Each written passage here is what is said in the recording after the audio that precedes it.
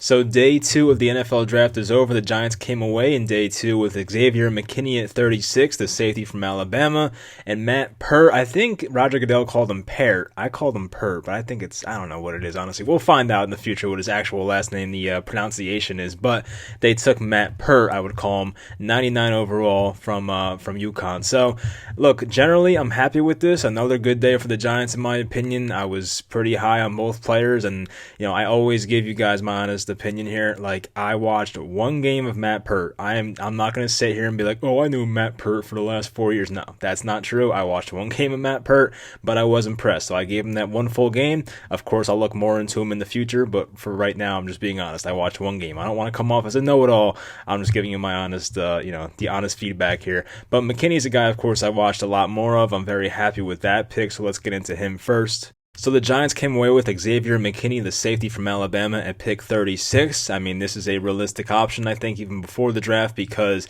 Joe Judge has that Alabama connection, and I'm sure Nick Saban gives him some honest feedback about players. I mean, he's going to give him positive feedback about his own players, but I'm sure that was influenced by Nick Saban as well, if Joe Judge wanted that answer. So McKinney as a prospect, I mean, it makes sense, because the Giants, they needed another safety. They have Jabril Peppers, but not much next to him at free safety. So, there was the option of moving Julian Love to free safety, not his natural position. I mean, Julian Love played a lot more outside corner at Notre Dame.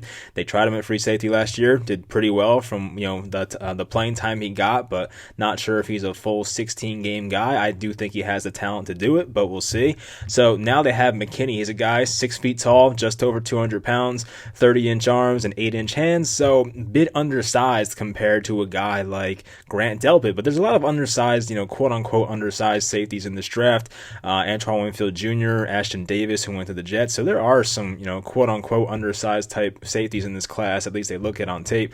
So the things I like about Xavier McKinney, we've heard this probably 100 times by now if you've kept up with the Giants draft, but versatility. That's really the thing that sticks out. When you watch him, not just the highlights, but when you watch him like in a game against anybody and you watch all the snaps, you'll see McKinney line up everywhere. Free safety, strong safety, in the box, slot corner. I mean, he just offers so many different ways you can use him. I mean, of course, Giants fans wanted that with Isaiah Simmons. These guys are not the same player, but still in the secondary at least, I think Isaiah McKinney gives you a lot of versatility, so that's something you got to love right there. He's a very effective blitzer when he's asked to, so I think he's had 3 sacks in each of the last 2 seasons. You see that on tape as well. That's something I saw in the highlights at least. I mean, yeah, it's hard to watch every single game from Alabama. When you see the highlights of Xavier McKinney, very effective blitzer when he's asked to do that. And he did show some good anticipation and jump some routes. He's had, some interceptions in his career, and he's had some very nice showings of just, predicting a route that a receiver is going to run, jumping it, and making the interception. So he's definitely has some ball skills that you got to like there. He's a decent tackler, not perfect. I actually watched a game of him this morning. I watched a lot of guys this morning that I thought had a chance to go to the Giants at 36. And the game I picked on Xavier McKinney, he did miss a couple tackles. I'll admit it, but that's something that I'm not too concerned about. He does so many other good things that I'm not really going to look into that too much. I think he's good in the box. I mean, he's for a guy his size, you would think that he's not that good in the box, but he can make a lot of good run stops in my opinion. You think of a Jabril Peppers or a Landon Collins type guy doing that, but I think Xavier McKinney can also offer some nice in the box type play at safety. He has good enough coverage ability. I don't think he can lock down a Travis Kelce, George Kittle type, but he definitely is a feisty guy on defense and will give some people fits. I mean, we definitely need someone to guard Zach Ertz. We need someone, I guess Jordan Reed's going to retire. Dallas always kills us with their tight ends, Blake Jarwin and whatnot. So hopefully McKinney can help cancel those guys out. And for a guy his size, he definitely lays out some big hits. That's something I've noticed for sure. So he will offer some big hits if he gets the opportunity. I think his play recognition is solid. I went over that before. I mean, even diagnosing some run plays, but I went over before. He would jump some passing routes, so that was something I like seeing. And you can count on him to be in the right spot. I mean, last year we saw a guy like Antoine Bethea, even being the veteran he was just sometimes out of place. And of course, we saw it with Curtis Riley, sometimes out of place. I think Xavier McKinney has a good understanding of the game and a good feel, so I really don't have that concern with him. I think he'll be in the right place at the right time basically all the time. I mean, yeah, you can't be perfect, but I think as compared to what we saw the last couple of years or even few years, I think it'll be a lot better than what we had. So the things I didn't like, they're not that big. I mean, did have some missed tackles in the open field. If you're a safety, that's something you got to do, so I hope he gets better at it. I don't think he does anything particular at an elite level yet. I do think he has room for improvement. Still a very young player, obviously, so he could get better. But there's nothing Xavier McKinney does that's like, you're just amazed with. Like I think a guy like Antoine Winfield Jr., who I did prefer by a little bit, but he's just amazing with the ball skills. I mean, McKinney has good ball skills, but I would not call him amazing like a guy like Winfield Jr. So look, I'm fine with this pick. I was very happy about it. There were many ways they could have went about this, but, some people felt we didn't need a safety, but, like, when you look at who's on the board and who's the most talented player left at this point, I think McKinney was a guy that probably should have went in the first round. I'm going to be honest. Like, when I did 2 mock drafts on my other channel, I had McKinney going in, like, the mid-first in the first one, and I had him going, like, in the mid-20s in the second one. So I'm like, this is probably a guy that I look at as a first-rounder. Not saying I know everything, but when I watched McKinney, I was like, this is probably a first-round player. So I'm very happy with this. To get him at 36, a lot of good safeties fell in this class. And, as I said, I did prefer Winfield Jr. a bit. I think Grant Delpit and his missed tackling issues would have pissed me off, so I'm kind of happy they avoided him. But taking a guy like McKinney, who offers all the versatility in the world, you now have a head coach that wants versatility, and McKinney can definitely give it to you. So I was very satisfied with this pick at 36. For round 3, pick 99, we took Matt Peart, however you want to pronounce it. I go with Peart, the offensive tackle from UConn, 6'7". I said 218 pounds, not correct, 318 pounds. I should fix that, but it's late. You guys get it, 318 pounds. So his arms are over 36 inches, almost 37 inches. That is huge, really good for an offensive lineman, and pretty, big hands, 9.5 inches. So he did play right tackle at UConn last year, for the last 2 years, I should say. He started all 4 years. When he was a freshman and sophomore, he played left tackle, then made a change to right tackle during his junior year, or before his junior year, I should say. So as I mentioned before, I didn't watch every snap of Matt Peart. I wish I had that ability, but it's hard to watch like 300, 400 prospects every game. Like I try to give these guys one game, and I try to give like my best, feedback from that. So I'm just being honest. I wish there was more time in the day to watch these prospects, but it's not possible. But when I was looking at like potential sleepers in this class, Matt Peart was up there for me. I definitely think he has a lot of ability. As I put in the things I don't like, which is not against him, I don't think this pick helps the Giants for 2020, as in like the upcoming season, but I do think for 2021 and down the line, I do think this guy can be a very good player for this team and has so much upside. It's crazy. So I did like this pick in terms of the future, but it's not going to help them this upcoming season, even if there is an upcoming season. I hope there is, but I'm just saying it probably won't help them next year, because I do think, based on the contract, Nate Solder's going to get a shot to start. Andrew Thomas is starting, obviously. You take a guy at 4, he's going to be a week 1 starter. Then you have Cam Fleming behind him. You might even have Nick Gates behind him. I do think Nick Gates will be tried at center. That's probably what I expect, at least at this point. Then you have a guy like Matt Peart, who's like the 4th option basically at tackle, so I don't think he'll get in unless there's a crazy amount of injuries next year, so that's something you have to take into account. That's just my opinion, but I do think it's possible. So he has a really good frame. I think 6'7", 318.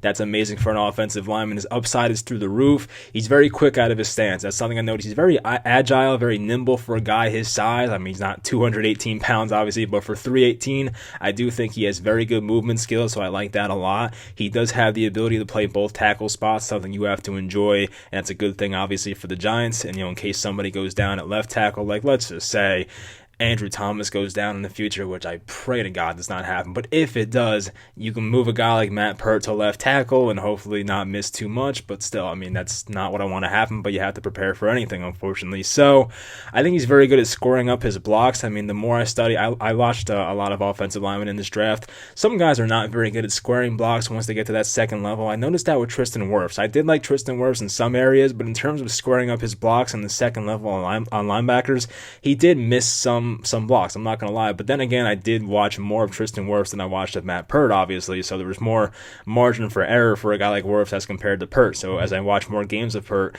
we might see some downsides of that in the future. But from the game I watched, he was very good at squaring up his blocks, so I like that. He has a good mix of anchoring down and definitely moves his feet well when he needs to. So what I mean by that is when he's facing a guy that's a bull rusher, just a powerful defensive end, I think he's very good at just having a good stance and just anchoring down, doesn't allow too much push on the offensive line, doesn't give up too much pressure for his quarterback. But when he's facing a speed rusher, he also has that agility to get outside and basically take care of any type of speed rusher. So I said this about Andrew Thomas as well, but I do think some offensive linemen are limited to what they can do. Like, I think some offensive linemen are a lot better with handling just bigger pass rushers that are not agile, and then some offensive linemen that are on the smaller side usually are better at handling speed rushers. I do think Matt Peart has the potential to do both, so I'm very excited about that. And just overall, I'm happy about this pick. I mean, yeah, UConn's not the biggest football school. I think we took a guy from UConn. I think it was like Jeremy Davis, some wide receiver from the Jerry Reese era, like in 2015. I think he's like on the Chargers now as a practice squad guy, or he was on the Chargers at least. So not the first time they took a UConn guy. I do think Byron Jones came from UConn, so you could get some good talent here. I do think this is a pick that has the potential to pay off down the line. As I said, we won't see it next year, so you can't be like, oh, Matt Peart was a bust after 2020. Like, this is something we'll probably not know about for at least 2 or 3 years, and I know it's going to take some patience, but I do think eventually this pick definitely might be worth it. So I think if Mark Colombo is the real deal and can just work with these offensive linemen and do what he's supposed to do, and if he's as good as advertised, I do think Matt Peart has a future in this league. So we'll see. I mean, it really comes down to coaching and how much he wants it. So I do think he'll be fine. I like what I saw, and there's just so much talent to work with here, so I do think hopefully they'll make it work. I want to say it's going to work. I'm not guaranteeing anything because you're talking about a late 3rd round pick here, but the guy has all the tools in the world, so I don't see why not. So that's my reaction to it. I think it's just overall another good day. We have pick 110, I believe tomorrow is the first one, so there's some good guys on the board. I have to look at my phone to see who's left exactly. I tweeted it out before, some guys I liked, but I think Kenny Willekes is still there, the Michigan State outside linebacker. I like him a lot, so there's him. Let's see who else. Curtis Weaver is still left. I mean, I'm not a fan of Curtis Weaver athletically, but like, dude can get to the quarterback. I mean, his stats prove it. I know he played at Boise State, but still. Cameron Dantzler's gone. Jordan Elliott's gone. Tyler Biadasz is still there, so that's a guy at center the Giants could take. I'd be happy with that. But then again, I do think they want to try Nick Gates there, and I don't know if they want to take a 3rd offensive lineman in 4 picks. That might be a bit excessive, but if they feel he's the best player on the board, then so be it. Terrell Burgess is gone. That's a guy I really wanted, but he went to the Rams, I believe. Adam Troutman went to the Saints. They traded up for him. Good job by them. And Troy Dye. I don't know if Troy Dye went. I'm gonna look that up. Hold on. Troy Dye. I don't remember him going. That's another good guy. He's really good in coverage for a linebacker, Troy Dye. So I do think that's somebody that I would definitely take if he was on the board at number 110. Let's see. Adam Schefter still has him here. Yeah. All right, let's see who else is here. KJ Hill, it's a guy I like. Colin Johnson's a big receiver. Some people like Donovan Peoples-Jones. I don't know. He's not that good in my opinion. He has a lot of problems with separation in my mind. Jake Fromm, Jacob Eason, Anthony Gordon. Obviously, we're not taking those guys. Prince Tega Wanagu from Auburn, if I'm pronouncing that right. That's another tackle, though, so I don't see that one happening. Bryce Hall's a pretty decent corner, much better in zone. Amik Robertson can definitely be a slot cornerback in the future. So guys like that. There are some good players left here, and the Giants can definitely I don't want to say definitely, but maybe you can get a week 1 starter here in the top of the 4th round. So we'll see. But I'm excited, man. We've had a really good draft so far. I think the last 2 years, Gettleman's done a really good job in the middle rounds. I admitted that when it happened. I was very happy with O'Shane last year. I was happy with Julian Love. I didn't know much about Darius Slayton, but I said, hey, I like the upside. Let's take a shot. And the guy's been paying off so far. I'm going to be real. I did not think that Ryan Connolly was going to be much. I figured he was a special teams player. He might be more than I thought he was. And, I liked the picks of Lorenzo Carter when they happened. I liked B.J. Hill, some solid defenders. And, we'll see what happens in year 3 for those guys. But still, I think Will Hernandez was a pick I loved. Will Hernandez was my favorite pick from that draft, honestly. So you guys know how I feel about the Saquon pick. I don't think it was good timing for the Giants, but still, I think Will Hernandez was a great pick for them. So I think they're moving this thing in the right direction. So I'm very happy about that. It's better than being disappointed. You have a day 1 starter here in Andrew Thomas. You have another free safety potentially in Xavier McKinney that's very versatile and can be used in the right way and just be a very good NFL player at one point. And then you have a guy like Matt Peart, who 2 or 3 years down the line can be a starting right tackle in this league. So that's what we have to look forward to. So let me know what you guys think about the first 2 days. I'm very satisfied here. Honestly, I'm pretty satisfied about it. If there was something bad on my mind, I would definitely say it. You guys know I'm brutally honest, so I would say it. But honestly, I'm pretty satisfied and pretty happy so far. So that's all I gotta say. I'll talk to you guys tomorrow. After I think tomorrow is like 7 hours of picks, so it's gonna be a long time and a lot of time on the couch. But hey, I enjoy football, so why not? So we'll talk. I'll talk to you guys tomorrow. Let me know what you think about the first 2 days, as I said, and I'll talk to you next time.